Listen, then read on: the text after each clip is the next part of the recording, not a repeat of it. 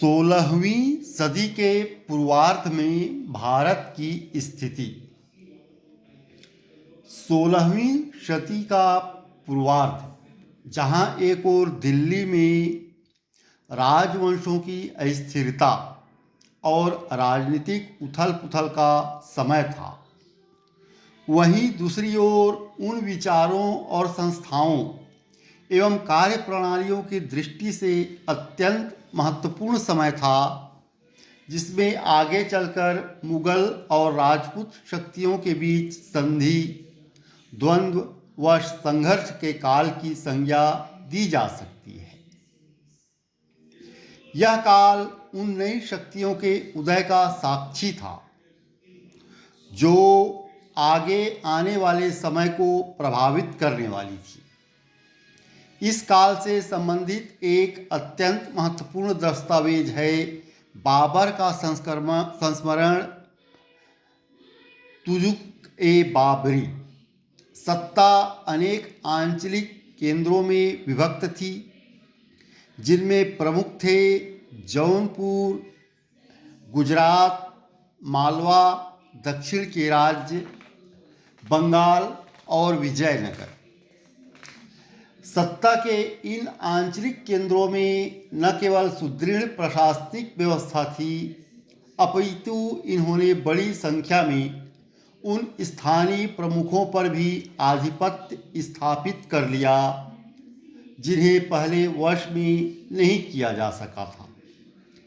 ये सत्ताएं कला, साहित्य, स्थापत्य और भाषा के नए नए रूपों का केंद्र बन गई।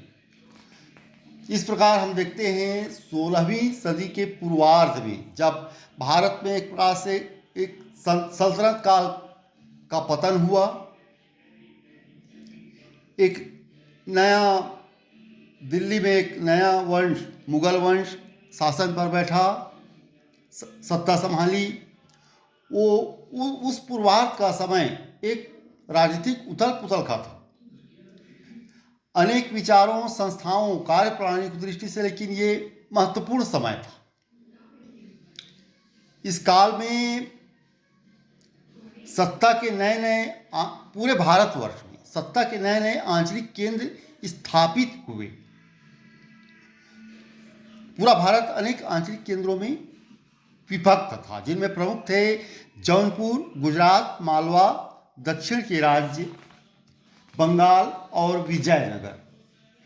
इन आंचलिक केंद्रों में न केवल सुदृढ़ प्रशासनिक व्यवस्था थी, अपितु इन्होंने बड़ी संख्या में उन स्थानीय प्रमुखों पर भी आधिपत्य स्थापित कर लिया था। ये